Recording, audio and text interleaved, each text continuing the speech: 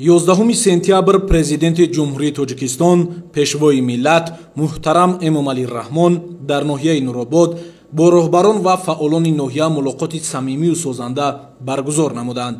Сарвари давлат муҳтарам Эмомалӣ Раҳмон дар оғози вохӯрии ҳамаи сокинони заҳматқарини ноҳияи Нурободро ба ифтихори ҷашни муқаддасу бузурги миллӣ 33-солагии истиқлоли давлатии ҷумҳурии Тоҷикистон табрику таҳният гуфтанд. таъкид гардид ки мардуми водии Рашт аз ҷумла ноҳияи Нуробод бисёр заҳматдӯсту меҳмоннавоз мебошанд ва имрӯз натиҷаи азму иродаи қавӣ ва саъю талоши онҳо ба хотири ободии ноҳия ва рушди устувори кишвар бар аъло мушоҳида мегардад. дар ноҳияи Нуробод танҳо дар доираи нақшаи чорабиниҳои бунёдкорӣ ва ободонӣ ба истиқболи ҷашни 35-солагии истиқлоли давлатии ҷумҳурии Тоҷикистон бунёду навсозии 233 иншоот ба нақша гирифта шуда то имрӯз корҳо дар 108 иншоот иҷро гардидааст. пешвои миллат муҳтарам Эмомалӣ Раҳмон таъкид карданд ки дар даврони соҳибистиқлолӣ аз ҳисоби ҳамаи сарчашмаҳои маблағгузорӣ барои рушди иҷтимоиву иқтисодии ноҳия беш аз 4 миллиард сомонӣ равона шудааст ки 1.5 миллиард сомонии он аз ҳисоби буҷети давлатӣ мебошад. то имрӯз дар ҳудуди ноҳия 14 лоиҳаи сармоягузории давлатӣ ба маблағи беш аз 400 миллион сомонӣ ба анҷом расида, татбиқи боз 8 лоиҳаи дигар идома дорад ки дар доираи онҳо қариб 1.4 миллиард сомонӣ аз худ карда шудааст. лоиҳаҳои сармоягузории давлатӣ дар самти баланд бардоштани сифати таълим ва омӯзиши касбӣ, беҳтарсозии вазъи инфрасохтори барқрасонӣ, бунёду навсозии роҳҳои мошингард, ҳифзи иҷтимоии аҳолӣ, рушди соҳаи кишоварзӣ ва дигар соҳаҳои афзалиятнок амалӣ гардида истодааст. сарвари давлат муҳтарам Эмомалӣ Раҳмон изҳор доштанд ки илова ба ҳамаи тадбирҳо барои ҳалли масъалаҳои иҷтимоиву иқтисодӣ, таъмин намудани рушди устувори ноҳия ва боз ҳам баланд бардоштани сатҳи некуаҳволии сокинон, барномаи рушди иҷтимоиву иқтисодии ноҳияи Нуробод барои солҳои 2021-2025 амалӣ шуда истодааст ки 265 лоиҳаро ба маблағи 2.4 миллиард сомонӣ дар бар мегирад. то имрӯз 87 лоиҳа ба маблағи 40 миллион сомонӣ татбиқ гардидааст ки ҳамагӣ 33% лоиҳаҳои умумии барномаро ташкил медиҳад. дар мулоқот бо роҳбарону фаъолони ноҳияи Нуробод пешвои миллат муҳтарам Эмомалӣ Раҳмон ҳамчунин оид ба иқдомҳои созандаи ҳукумати кишвар аз ҷумла татбиқи лоиҳаҳои калони бунёди роҳу пулҳо ки баъди бунёди онҳо рафту омади мусофирон ва ҳамлу нақли мол барои ҳамаи ноҳияҳои водии Рашт хеле осону мусоид мешавад ва барои робита бо кишварҳои хориҷӣ имконияту шароити муосир муҳайё мегардад андешаронӣ намуданд. сарвари давлат ҳамчунин оид ба пешниҳоди қарзҳо аз ҷониби ташкилотҳои қарзии молиявӣ ба соҳибкорон, рушди соҳаҳои саноат, кишоварзӣ, маориф, тандурустӣ ва бо кор фаро гирифтани сокинони ноҳия суханронӣ намуда ба масъулин барои дастрасии аҳолӣ ба хизматрасониҳои бонкӣ, беҳдошти сифати таълим ва хизматрасонии сазовори тиббӣ дастуру супоришҳо доданд. дар робита ба вазъи ҷаҳони муосир ва мушкилоти вобаста ба тағйирёбии иқлим, болоравии нархи маҳсулоти хӯрокворӣ ва низоъҳои тиҷоративу сиёсӣ, пешвои миллат муҳтарам Эмомалӣ Раҳмон ҳозиринро барои таъмин намудани бозори истеъмолии кишвар бо маҳсулоти худӣ ва дучанд заҳмат кашидан даъват намуданд. мо 3 сол пеш дар маросими оғози татбиқи лоиҳаи сохтмони роҳи мошингарди Роғун, Обигар, Нуробод иштирок карда будем. лоиҳаи мазкур ҷиҳати ба кишвари транзитӣ табдил додани Тоҷикистон аҳамияти бисёр муҳим дорад. барои амалӣ намудани қитъаи якуми ин лоиҳа қариб 2 миллиард сомонӣ сармояи давлатӣ ҷалб гардидааст.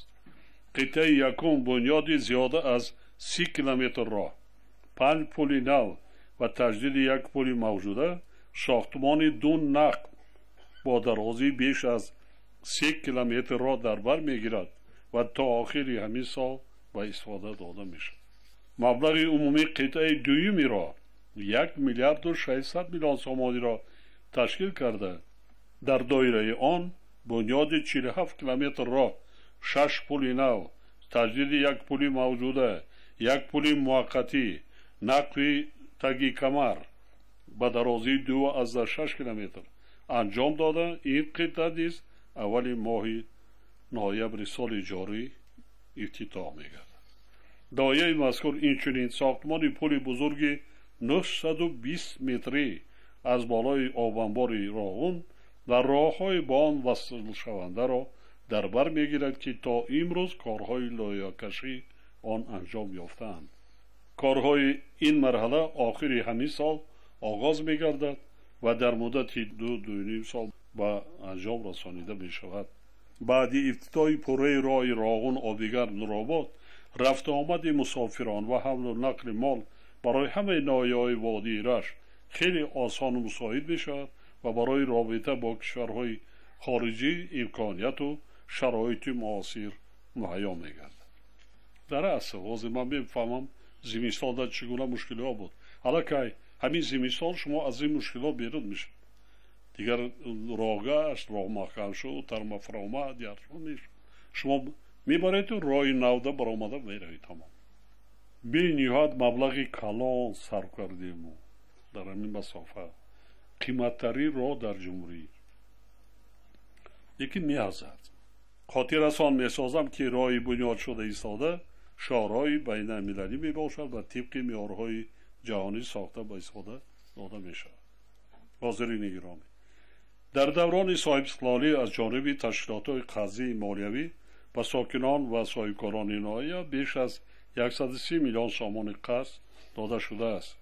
حجم قرض‌های داده شده در سال 2023 15 میلیون سومانی و تنها در نیم سال اول سال جاری 10 میلیون سومانی را تشکیل داده است. با وجود نشان دهنده‌های ذکر شده با در نظر داشت هدف‌های گذاشته شده در سمت رشد منطقه‌ها و دستگیری صاحبکاری، خصوصا صاحبکاری 3 سالی و بلندبرداشتن فعالناکی اقتصادی اهالی قانع کننده نیست.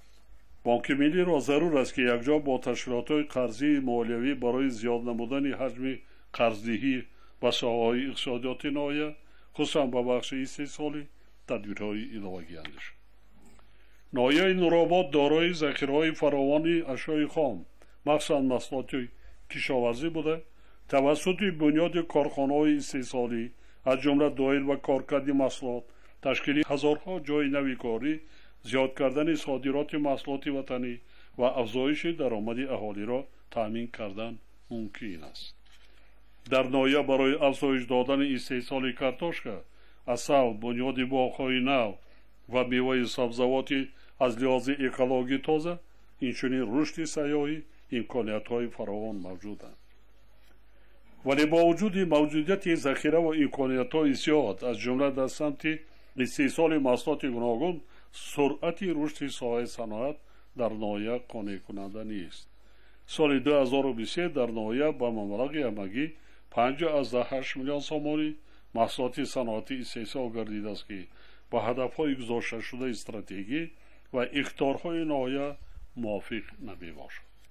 اینچنین در 6 ماه سال 2024 حجم استحصال محصولات صنعتی نسبت به همین دوره سال گذشته همگی 1.1% افزایش یافته است که اندیشیدن چاره‌های علاوه‌ای را تقاضا می‌نماید. علاوه بر این در ناحیه استحصال لباس مکتبی در سال 2023 و نیم ساله اول سال جاری برای مانده نشده است که خیلی تشویش آور میباشد. ساحه کشاورزی در ناحیه نورآباد ساحه کلیدی در سمت حفظ امنیت آزقواری و بهتر نمودن سطح و صفت زندگی اهالی به شمار می‌رود. سال 2023 استحصال محصولات کشاورزی در ناحیه با 315 میلیون سومانی برابر گردیده، نسبت به سال 2022 همگی 3% زیاد شده است. در برابر این سال 2023 استحصال کارتوشکا نسبت به سال قبلی 19% تا 29 و پیره 35% کاهش یافته است. خاطر نشان می‌نمایم که راه اساسی افزایش دادن استحصال محصولات کشاورزی و حفظ امنیت آزقواری کشور استفاده ثمرناک و عاقلانه آب و زمین و دیگر اقتدار و امکانات‌های موجوده ساحه میباشد. همه شما خوب می‌دانید که در شرایط بسیار مرکب و جهان امروزه مسئله با محصولات غذایی تامین کردن اهالی اهمیت اولین درجه و حیاتی پیدا کرده است. 10 سال تاکید میکنم مردم در هر یک برآمد که حتما هر یک عائله مواد غذایی 2 ساله داشته باشیم. اساساً اون مواد غذایی که در 2 سال میستد. سالهای جنگ شهروندی مردم ما چی در ناحیه همدانی، ناحیه فرخار، مردم پوستی درخت چیزی که یافتن خوردن، دیگر مواد غذایی که نبود، با کسری گیلاتروپ هزارها مردم تلف شد. مکتبا نمی بودند، یگان جای وای نمانده، نه دکتر نه دیگر. بینید کسری خطرناک ایسایی انمون چیزای زهرناکی که مردم مجبور بودن استعمال کنند، دیگر راه دیگر نبود برای سیستم. ما کجا نرفتیم برای تدبیر، برای مواد غذایی آوردن که مردممون گرسنگی را نبینند. شهر دوشنبه نان در یک شبانه روز تا 280 تن میپختند، نمیرسید. تشکیلات با تشکیلات طلا قطعی میدادیم، تقسیم میکردیم، اما هم نمیرسید.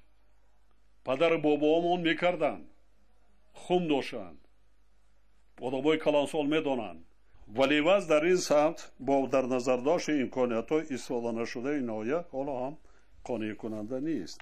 زیرا طبق معلومات آماری به حالت 1 ایول سال جاری میدان کشت غله‌دانه و لوبیاگی‌ها نسبت به همین دوره سال گذشته 190 گکتار از جمله میدان کشت گندم 150 گکتار کم گردیده است.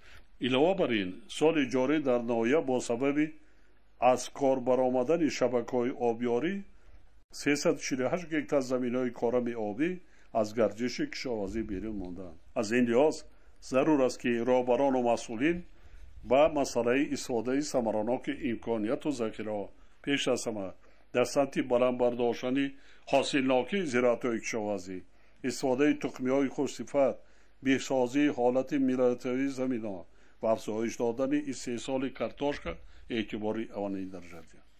همچنین ضرور است که دایر به زیاد نمودن میدان باغ‌ها، علاوه باغ‌های اینتنسیوی، صادرات میوه سبزیجات و به همین وسیله مهیا کردن جای‌های نوی کاری، تدبیرهای علاوه‌ای اندیش. حاضرین گرامی، در زمان صاحب استقلالی از جانب حکومت مملکت در ناحیه نورآباد 55 بینای مؤسسه تعلیمی برای بیش از 11,000 خواننده بنیاد و از نوسازی کرده شده است. چقدر مؤسسه تعلیمی در واگن‌ها قرار داشتند، در خانه‌های شخصی، جهت آماده نمودن متخصصان برای ساحه‌های اجتماعی اقتصادی در زمان صاحب استقلالی طبق کاته پرزیدنتی 653 نفر ختم کردگان مؤسسه‌های تعلیمی ناحیه و مکتب‌های عالی داخل شده تا امروز 372 نفر از جمله 249 نفر دختران بعدی خط در ساحه‌های گوناگون ناحیه فعالیت کرده ایستاده‌اند. در برابر این تاکید می‌سازم که فراگیری کودکان همگی 4.6% را تشکیل می‌دهد که عموماً قانع کننده نیست. رهبریت مقامات اجرایی حاکمیت دولتی ناحیه یکجا با وزارت معارف و علم باید مشکلات ساحه معارفی ناحیه از جمله نارسایی آموزگاران زبان‌های خارجی، فن‌های دقیق و فراگیری کودکان را با مؤسسه‌های تا مکتبی هرچه زودتر برطرف کرده اجرای برنامه‌های دولتی قبول شده را تأمین نمایند. همچنین در ناحیه نارسایی متخصصان بلنداختصاص طبی مشاهده می‌گردد که حل هرچه زودتر این مسئله وظیفه مقامات اجرایی حاکمیت دولتی ناحیه و وزارت تندرستی و حفظ اجتماعی اهالی میباشد. همدیاران عزیز، وضع جهان معاصر و مشکلات وابسته به تغییریابی اقلیم، بالاروی نرخ محصولات خوراکواری، نزاع‌های تجارتی و سیاسی ما را وادار می‌سازد که به خاطر تأمین نمودن بازار استعماری کشورمان با محصولات خودی باز هم بیشتر زحمت کشیم. بنابراین ما باید از تمام ذخیره و امکانیت‌هایی که داریم پیش از همه آب و زمین، خصوصا زمین‌های نزد حولگی و پرزیدنتی عاقلانه و ثمرناک استفاده برده هرچی بیشتر محصولات استحصال کنیم تا که مردممان در فصل تیرما و زمستان در پیش ایستاده با مواد غذایی تامین باشند. یعنی کشاورزان و عموما همه آنهایی که با زمین سر و کار دارند باید به خاطر هرچی بهتر تامین کردن بازار استعمالی با محصولات استحصال وطنی سعی و تلاش نماید. در این روند هر یک عائله باید در فکر استحصال محصولات و ذخیره مواد غذایی برای نکم از 2 سال آینده باشد. فراموش نباید کرد که وضع جهانی معاصر از ما و شما رعایت حتمی طلبات قانون تنظیم و صرفه سرشته کاری را در همه مسائل زندگی و روزگار طلب می‌نماید. نیچونین آمادگی همه جانبه برای تأمین نمودن فعالیت منتظم و ثمره بخش همه ساحات در دوره تیرماه زمستان در پیش ایستاده یکی از وظیفه‌های مهمترین راهبران و متخصصان و فعالان ناحیه میباشد. از حال ما برای زمستان تیاری همه طرفه دیدمان وکن. خانه و کاشانه خود را آماده کنیم، تیار کنیم. سوزشواری و دیگر ذخیره‌های برای روزگار زندگی را آماده نماییم. این وظیفه جانی هر یک فرد، هر یک عائله است. در این سم کارها طوری باید تشکیل کرد که در زمینه استفاده عاقلانه هر یک وجه زمین ذخیره مواد غذایی در هر یک عائله تامین کرده شود. اینچنین انشاءات اجتماعی پیش از همه مؤسسه‌های تعلیمی و تندرستی، شبکه‌های نقلیاتی و کمیونیکاسیونی، انشاءات انرژتیکی و خطهای انتقال نیروی برق باید به زمستان پورا آماده باشند. شما هر کدامتان عائله های خودتان خانه و در خودتان اساس کنید. در 1 سال نمیتوانید. نقشه کنید 3-4 سال. آیسته آیسته برای فرزندان، برای خودتان خانه و در کاشانه خوب سازید. شرایط خوب زندگی مهیا کنید. جانتان کمترک بهره برد از شما که صاحب داشتن.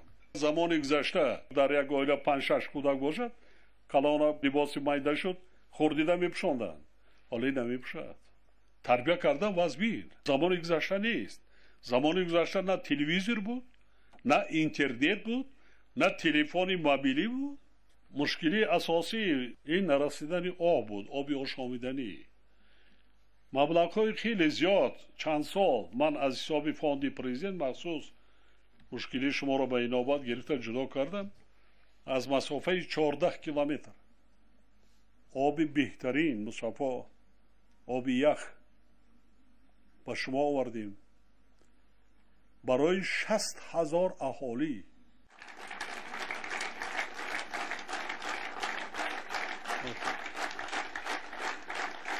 سلامت باشید. زمانه دنیا بینیاد و زمین ما باید درک کنیم، با صبر و تحمل باشیم، صرفه سرشته کار باشیم در همه چی. زمین ها را آبیاری کنین، زمین تقسیم کرده دادنده کار، مردم کار کند، زندگیش خوب و بهتر کند. نویه مچای کوی ما دورای نمی زمان استقلال تاسیس دادن بسیار زید بودن. 7,000 اهالی داشت. دیگه همه را کچانده بودن در اونجا. من امیله وای سالهای اولی وای راهبری هم بود. تاسیس دادن. اونا وای کردن که مردم از نویه میکشند میره، ما هیچ جا نمیرند. نمی زمینش همی زمینه که برون جا را آباد کنند. حاضر 100,000 تن زیاد کارتوشکا استحصال میکنه. یک نویه آب در پیشش ایکو میفرد ترما آب زمینی کارتوشکا دا میداره. بایترین مردم هم هر یک حولی ویتریات قطعی میره پاگوتا رای در حولی ده موندگی 1 تا تراکتور، 1 تا تیلیشکا، 2-3 تا ماشینای جیپی سبو راو، 1 تا 2 تا کاماز. یگو چی نمیکورد. حتی نزدی حولیگیش تا کارتوشکا میکورد. من رفتم خانه گیر گشتم قشلاقای اصلا من آخران جا شدم. بهترین کارتوشکا را خانه نمیارن. در سر عدید چاه میکنن. در همونجا خوابش میکند. تخمیش هم میگیرد از همونجا میماند. میستد وقتی نرخی کارتوشکا که باید شدن گیریم خریدار رو میروند. پیش پرداخت هم میکنن. این خیش هم هست. لیکن از 1 هکتار زیاده از 40 تن میگیرن. زیادتر هم میگیرن. سال گذشته دوسیه خواجگری دیخانی 100 تنی گرفتن. 1 هکتار 100 تن. آیسته آیسته از لایه سایکارو خطی وکنین از رشت همین خیلی همونجا حد کانالیات تروبا قطی همین آبی دریا را یک تا یک آیسته آیسته آوردن ممکن.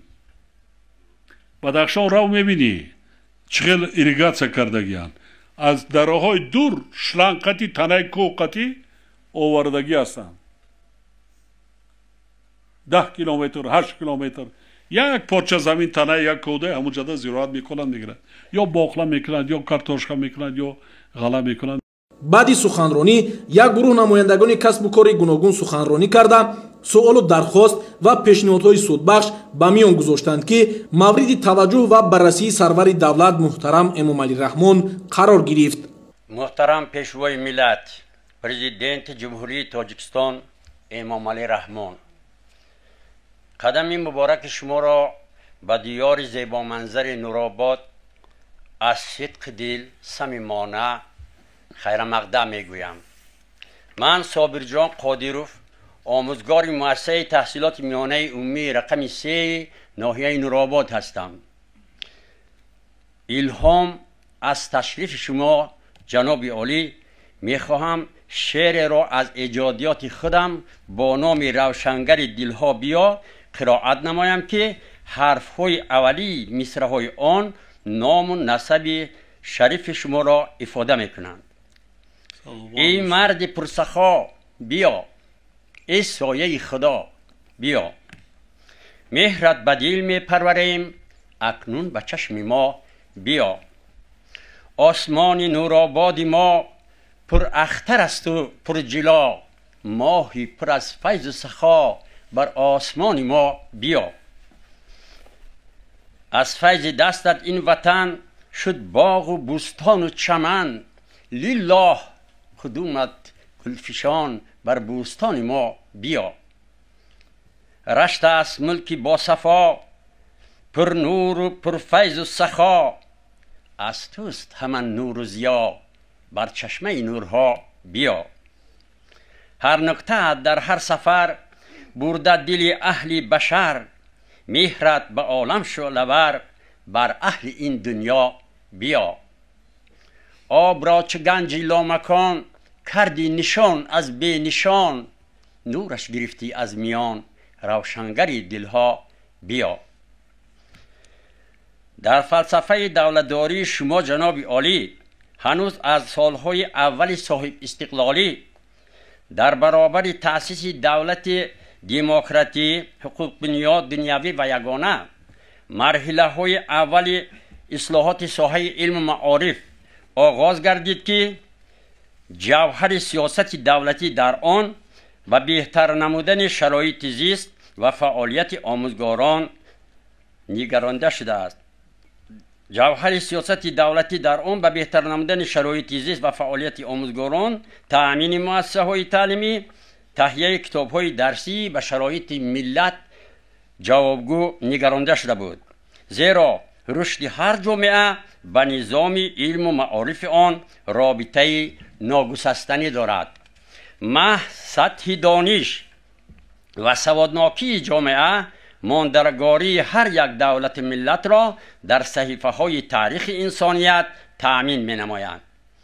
نتیجه دوراندیشی شما جناب عالی بود که در دوران صاحب استقلالی کشور ساحه معارف به بنیاد مؤسسه های تا مکتبی، تعلیمگاه های زمانوی مجهز با اسباب های موسیقی عیانی، صنفخانه های علاوگی خیلی پیشرفته شد.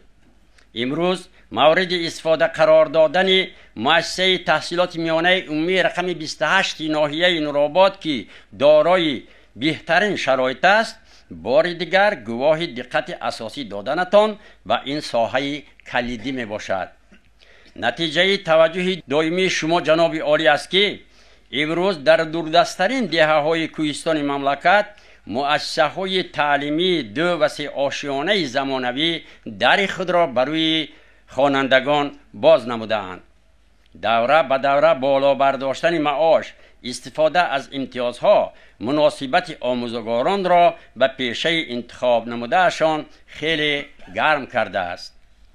آزمون‌های جمهوریوی که همه ساله زیر سرپرستی شما پیشوای معظم ملت می‌گذرند، مسئولیت ما آموزگاران را بیشتر نموده صف چهره‌های نو سخنور و سخندان و عالمان و اختراعکاران جوان را زیاد نموده ایستاده است که این به رشد ساحه زمینه خوب مهیا می سازد. خود من در نومیناسیون خواندن و از خود نمودن اثرهای ادبیات کلاسیکی فارس و تاجیک که آزمون جمهوری فروغ صبح دانایی کتاب است، غالب دور منطقوی گردیده به دور جمهوری راه خط گرفتم. احسن. ما اهل زیای ناحیه نورآباد از توجه دائمی شما جناب عالی به ساحه‌های علم و معارف و فرهنگ خیلی منتدار بوده در جواب به چنین غمخوری‌ها در بلند برداشتن حس معنویات جامعه و تعلیم و تربیه نسل نورس در روحیه خویشتن شناسی و وطن دوستی و از خود نمودن تکنولوژی‌های معاصر دانش و ملکه خویش را روانه می‌سازیم تا به جهانیان اثبات نماییم که ما ملت دارای تمدن و از نسل عالی سامان هستیم. بار دیگر خوش آمدید جناب عالی.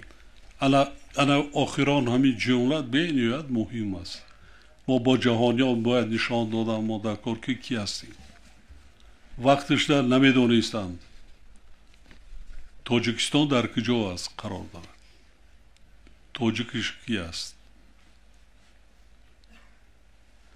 شکرانه است حال تاجیکستان نه که میشناسند، پیشنهادهای تاجیکستان تکلیفهای تاجیکستان اعتراف کرده. ششم پیشنهاد ما از جانب جامعه جهانی قبول گردیده عملی شده ایستاده است در تمام جهان. 6,000 سال تاریخ زیادتر داریم. سر از ما علمای بین المللی امریکا، اروپا، ژاپن، چین، دیگر دولت‌ها، روسیه و یک جای آموختن زیاده از 6-7 سال. بعداً یونسکو در پیشنهاد خودشان در اونجا وای کردن بحث و مناظره چندین سال دوام کرده، خودشان قرار قبول کردن. یک شهر بسیار قدیمه، شهری که در اونجا طلا کار کرده شده است، میز، طلا، سرگری یا چیزی که دریافت شد و امروز در موزه بین المللی قرار دارد. ما افسوس که تاجیک‌ها انا همین چیز میگوییم بیشتر مونو در عمل اجرا نمیکنیم. همه تاجیک بودن خودمون رو اثبات نمیکنیم. چند سال شده آموزگار هستی؟ از سال 71 آموزگارم. احسن. سلامت باشه. خدمتی که آموزگار میکند به فرزند به انسان یگان پدر و مادر نمیکند. هم پر افتخار است، هم بسیار مشقت زیاد، زحمت زیاد رو طلب میکنه. ما آموزگارا را میدیدیم مکتب دا میخواندیم، هوس میکردیم که ختم کنیم آموزگار میشیم. احسن. سمای پاک این صلح و صفا را شکر میگوییم، همین آب و زمین پرسخا را شکر میگوییم. خدا داده به ما شاهی بننگ و آر در عالم، خدا را شکر میگوییم، خدا را شکر میگوییم. السلام علیکم.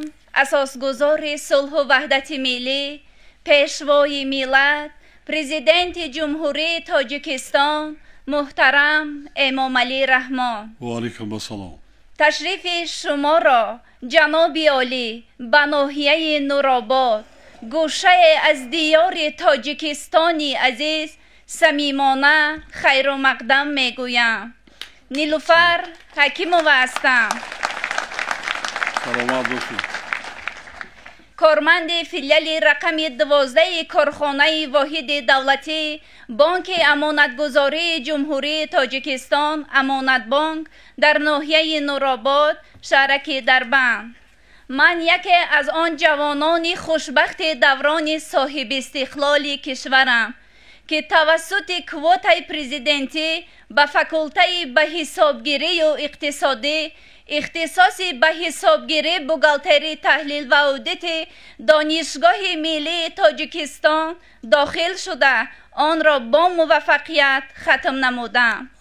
از این لحاظ سپاس به پایان همه دختران ناحیه نورآباد را که طبق کوتای پرزیدنتی تحصیل نمودند امروز در ساحه‌های گوناگون خواجگی خلق فعالیت می نمایند به شما جناب عالی می رسانم. سلامت باش. با شکرگزاری از استقلال دولتی که برای ما متخصصان جوان در ناحیه شرایط‌های کاری مهیا بوده در فضای امن و آسایش فعالیت میکنیم. محترم جناب عالی، ما جوانان از آن میبالیم که تاجیکستان صاحب استقلال با سروری شما چون دولت جوان در حال رشد بوده تشبسکار حل مسائل گلوبالی می باشد. امروز نیز با استفاده داده شدن خط آب نوشاکی شالیدره در بند که با اقدام و تشبس و دستگیری های شما کارهای ساختمانیش آغاز شده بود، خرسنده مردم نورآباد را حد و کنار نیست.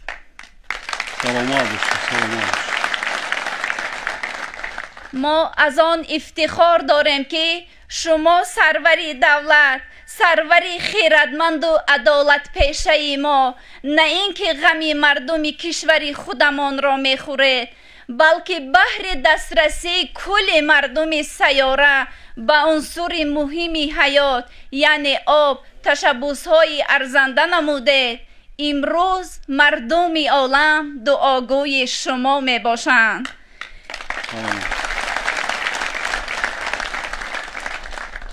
که این برای ما جوانان عبرت بزرگ است در جاده تربیه بشردوستی. ما جوانان را اعتماد شما جناب عالی در همه کار راهنما بوده پی آبادی آزادی تاجیکستانی عزیز کمر همت بسته ایم تا چون وارثان حقیقی نیاگان خود معرفگر این ملت و دولت تمدن آفر خود باشیم. بار دیگر خوش آمدید محترم جناب عالی. چند سال شد کار کرده ای سوده؟ طولی 4 سال می شود. سلامت باشید، خوشبخت باشید. بار دیگر جشن استقلالیت مبارک باشد. خدای تعالی هرچی آرزوی امیدی نیکی که در دل نیتان دارین همه را نصیبتان گرداند.